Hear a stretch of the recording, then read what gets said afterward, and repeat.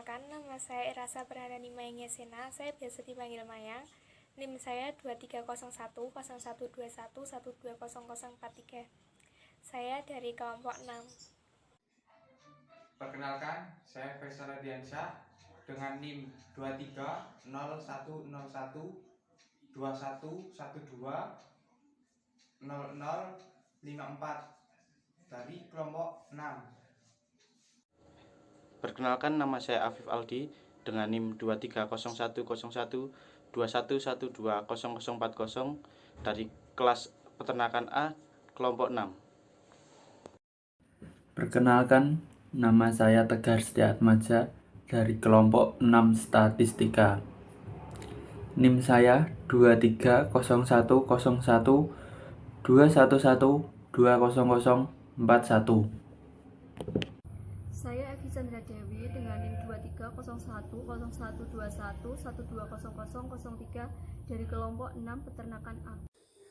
Perkenalkan, saya Nila Delia Putri, kelompok 6 Statistika dengan NIM 2301012111200057. Assalamualaikum warahmatullahi wabarakatuh. Saya Rati Pradipta Lisya Wismaya dengan NIM 2301012111200037. Saya dari kelompok 6 Statistika, kelas peternakan A. Uji Z merupakan pengujian hipotesis statistik yang mengikuti distribusi normal. Uji Z ini juga bisa digunakan untuk menguji hipotesis dalam penelitian satu perlakuan yang menggunakan persentase.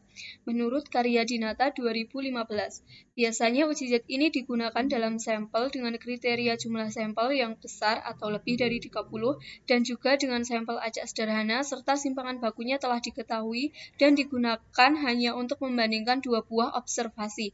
Uji Z ini terbagi menjadi dua, yaitu uji Z satu pihak dan uji Z dua pihak. Uji Z satu pihak. Dalam melakukan pengujian terhadap suatu hipotesis dapat dilakukan dengan uji Z. Uji Z ini biasanya digunakan untuk menguji rata-rata dari suatu hipotesis statistik yang memiliki persentase di dalamnya. Uji Z dua pihak. Uji hipotesis proporsi dua populasi merupakan pengujian terhadap dua proporsi yang masing-masing proporsi tersebut berasal dari dua populasi yang berbeda serta independen. Pengujian ini dapat digunakan jika ingin membandingkan apakah proporsi pada populasi pertama lebih kecil, sama, atau lebih besar dibandingkan proporsi pada populasi kedua. Perkenalkan, nama saya Tegar Setiatmaja. Saya di sini akan membahas tentang soal ujian. Soalnya, seorang pengusaha mengatakan bahwa dia telah menemukan cara baru untuk memproduksi senar dengan daya tahan rata-rata 8 kg. Seorang penelitian ingin mengetahui apakah klaim pengusaha tersebut benar. Penelitian tersebut mengambil sampel berukuran 50 sampel dan setelah diuji di laboratorium ternyata diperoleh rata-rata daya tahan 7,8 dengan simpangan baku 0,5 kg. Bagaimana kesimpulan uji tersebut jika diambil A sama dengan 1%? H0 merupakan klaim pengusaha benar. H1 merupakan klaim pengusaha tidak benar. Diketahui A sama dengan 1%, mu1 7,8, mu2 8, N 50. Penjawabannya Z sama dengan mu1 kurangi mu2 bagi sigma per akar N. Selanjutnya 7,8 kurangi 8 per 0,5 per akar 50 sama dengan min 0,2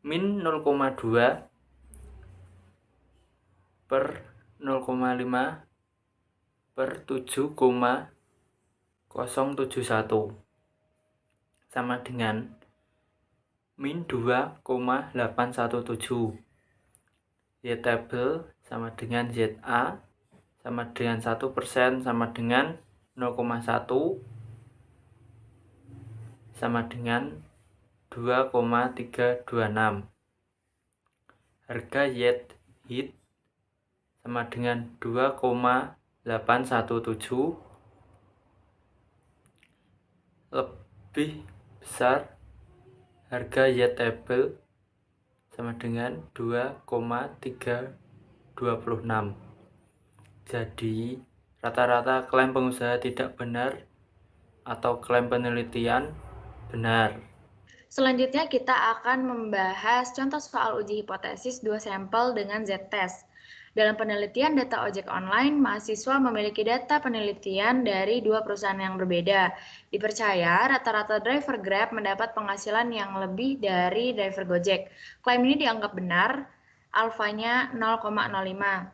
Dan di sini sudah ada data. Yang pertama ada data Gojek dan ada data Grab. Dan masing-masing dari data ini memiliki rata-rata, standar deviasi, dan jumlah sampel. Langkah yang pertama, kita harus menentukan H1-nya terlebih dahulu. Jadi didapatkan mu Grab itu penghasilannya lebih besar daripada mu Gojek. Kemudian kita baru bisa menentukan H0-nya karena H0 itu berbanding terbalik dari H1. Jadi mu Grab kurang dari atau sama dengan mu Gojek.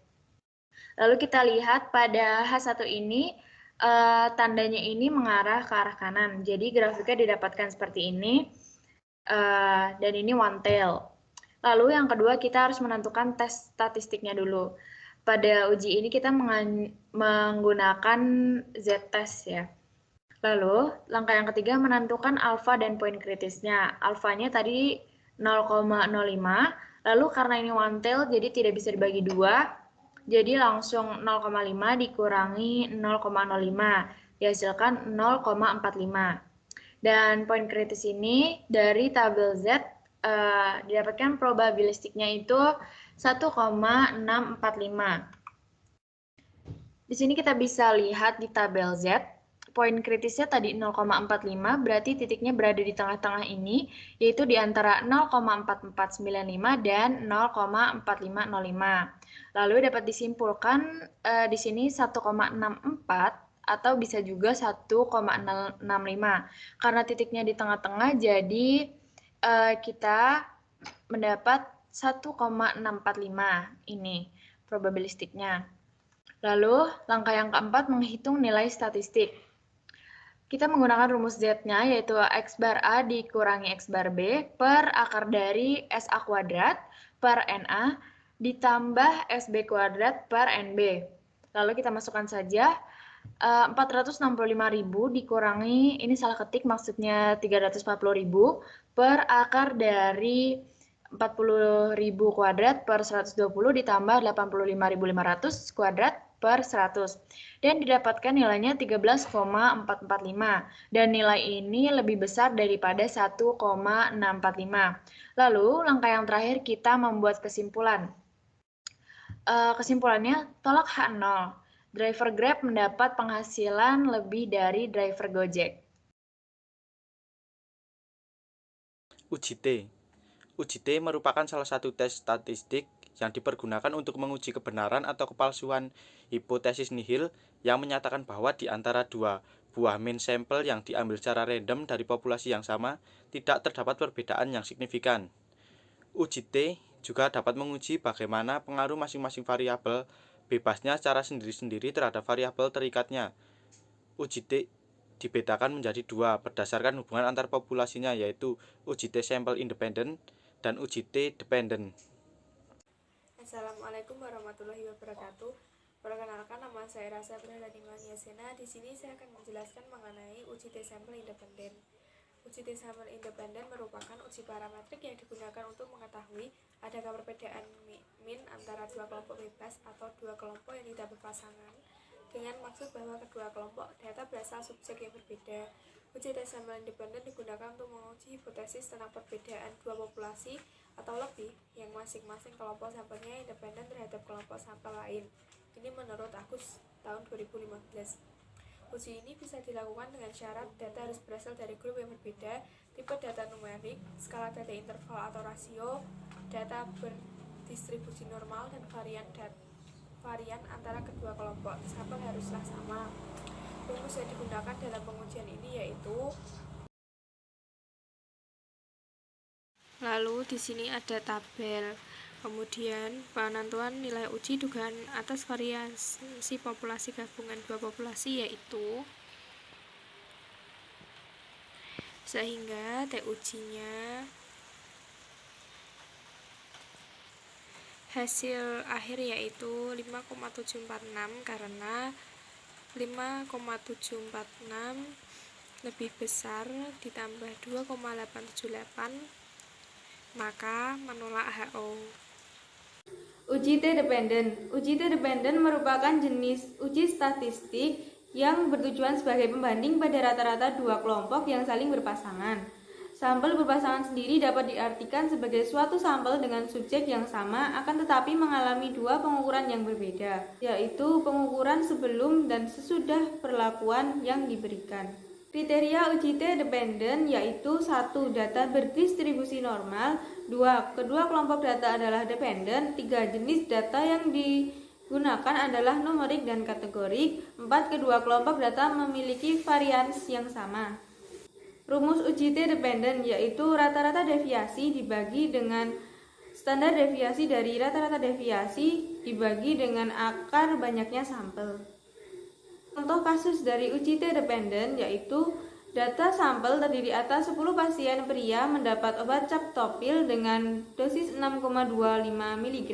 Pasien diukur tekanan darah sistolik sebelum pemberian obat dan 60 menit sesudah pemberian obat. Peneliti ingin mengetahui apakah pengobatan tersebut efektif untuk menurunkan tekanan darah pasien-pasien tersebut dengan alfa 5%. Adapun data hasil pengukuran adalah sebagai berikut. Sebelum 175, 179, 165, 170, 162, 180, 177, 178, 140, dan 176. Sedangkan sesudah 140, 143, 135, 133, 162, 150, 182, 150, dan 175. Hipotesis pada kasus ini adalah HO dibanding rata-rata deviasi sama dengan 0 atau tidak ada perbedaan tekanan darah sistolik pria antara sebelum dibandingkan sesudah dengan pemberian captopil. H2 dibanding dengan rata-rata deviasi tidak sama dengan 0 atau ada perbedaan tekanan darah sistolik setelah diberikan captopil dibanding sebelum diberikan obat. Perhitungan diperoleh rata-rata deviasi min 35, min 36, min 30, min 37, min 30, min 26, min 35, dan min 16 sama dengan min 17,2. S20 3,62, N10, T sama dengan rata-rata deviasi dibagi S dibagi akar N sama dengan min 17,2 dibagi 2 3,62 dibagi akar 10 sama dengan min 17,2 dibagi 2 3,62 dibagi 3,16 sama dengan min 17,2 dibagi 7,469. Hasilnya diperoleh min 2,302. DF sama dengan 9. Keputusan dengan A sama dengan 0,05 maka P-value kurang dari A sehingga HO ditolak.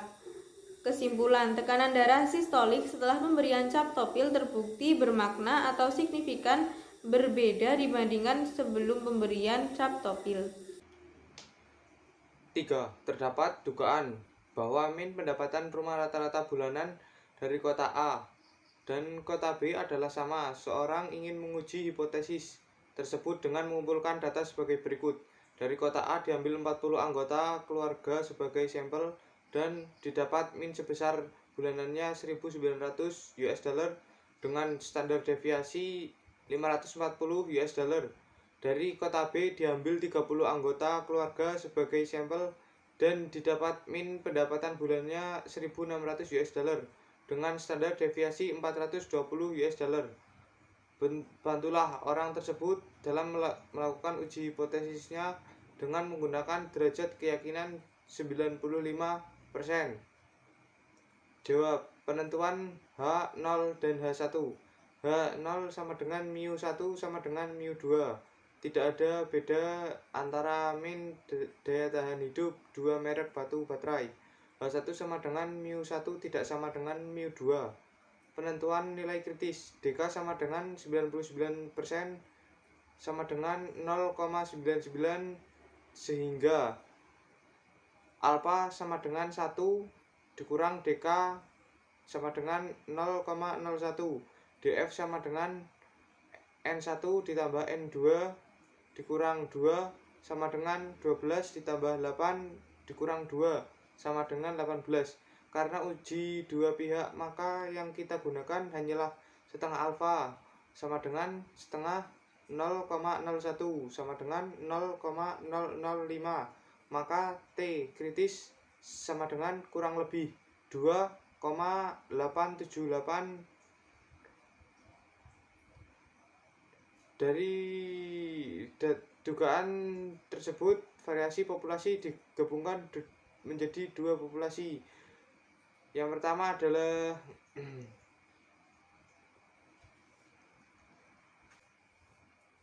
dari dugaan tersebut,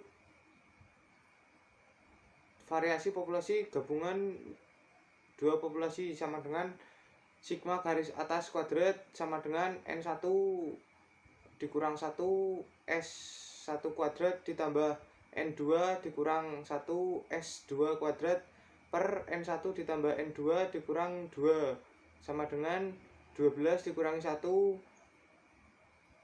dikali 100 dikali 240 kuadrat ditambah 8 min 1 dikali 210 kuadrat per 12 ditambah 8 dikurang 2 sama dengan 52350. Standar deviasi sampling sigma garis atas X1 garis atas dikurang X2 garis atas sama dengan akar sigma garis atas kuadrat per N1 ditambah sigma garis atas kuadrat dikurang diper N kuadrat sama dengan akar 52350 per 12 ditambah 52350 per 8 sama dengan akar 10906,25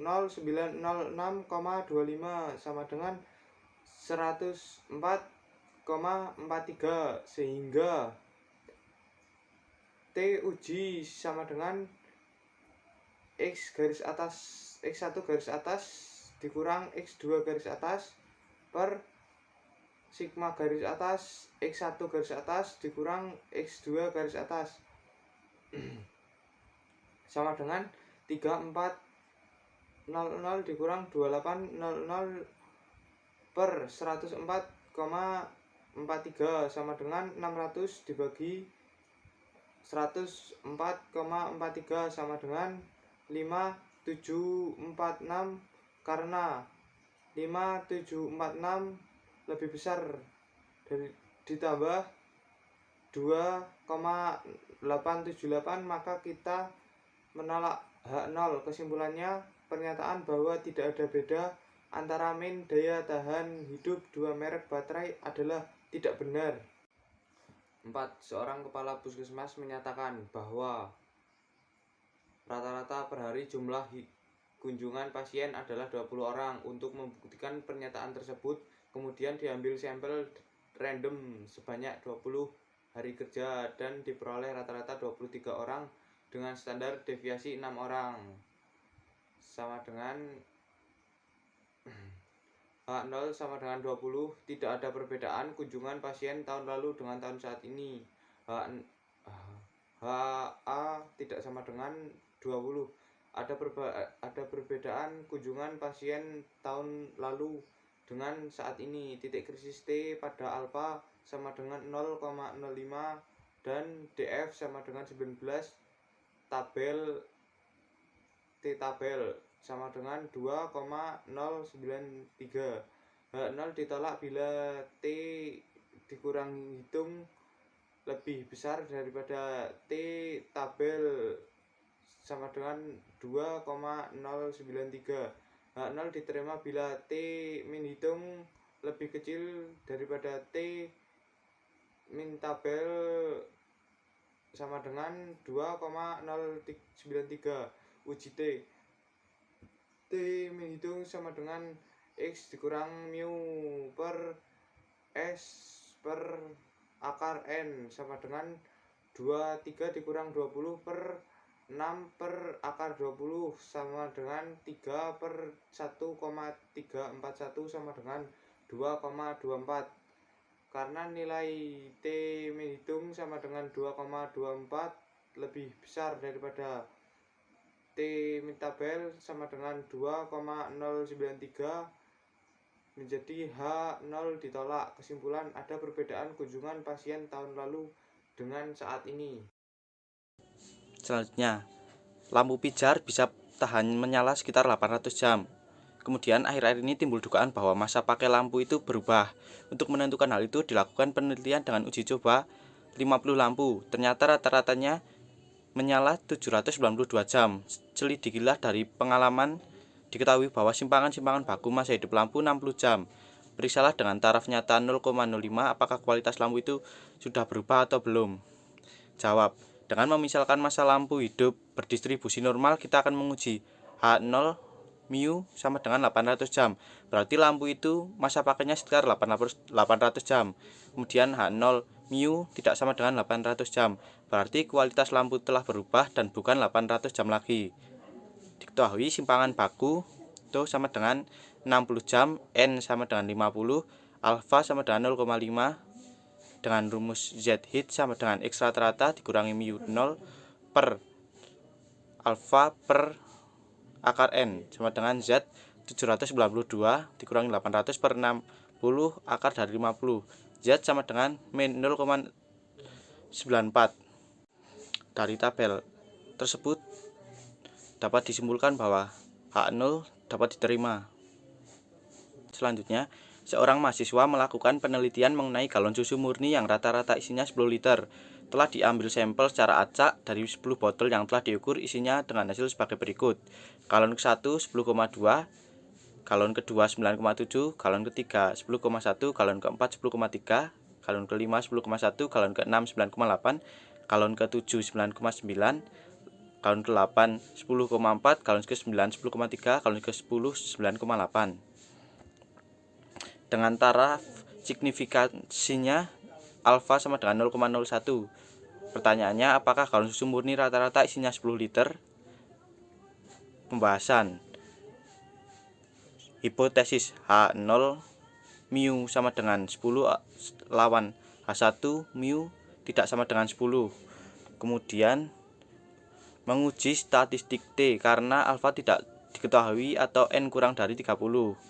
Dengan alfa 0,01 wilayah kritiknya T hit kurang dari TA per 2 N-1 atau T hit lebih dari T alfa per 2 N-1.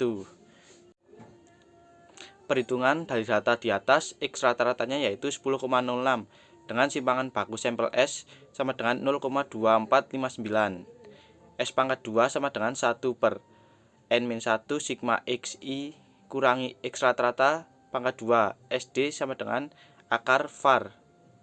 T hit sama dengan X rata-rata dikurangi mu 0 per S per N kuadrat sama dengan 10,06 min 10 per 0,2459 per akar dari 10 sama dengan 0,772. T tabelnya yaitu 3,259 karena T hit sama dengan 0,772 kurang dari T tabel sama dengan 3,259, maka H0 diterima. Untuk menguji hipotesis 0 menggunakan interval confidence dengan ketentuan apabila terletak di antara min 0,1927 dan 0,3127 disimpulkan untuk menerima H0. Artinya pernyataan bahwa rata-rata isi galon susu murni 10 liter dapat diterima. Kesimpulan, setelah mempelajari materi ini dapat disimpulkan bahwa materi yang berjudul hipotesis merupakan suatu pernyataan atau pendapat sementara yang masih lemah atau kurang kebenarannya, sehingga masih perlu dibuktikan atau dugaannya yang bersifat masih sementara. Uji hipotesis berisi uji Z, uji Z dua pihak, uji Z satu pihak, uji T sampel independen, dan uji T sampel dependent.